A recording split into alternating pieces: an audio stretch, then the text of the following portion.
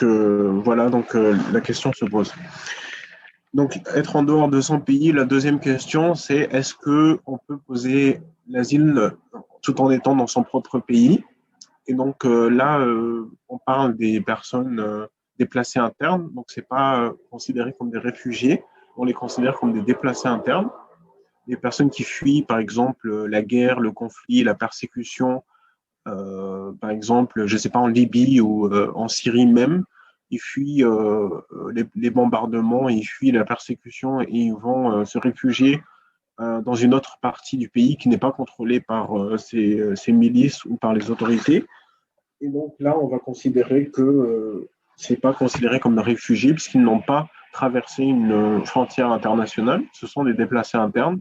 Donc là, il y a tout un système en fait. Et le HCR, le Haut Commissariat réfugié, intervient, mais n'est pas l'acteur principal et n'est pas l'agence qui a le mandat, mais c'est un mandat avec des clusters. Donc il y a plusieurs agences qui interviennent.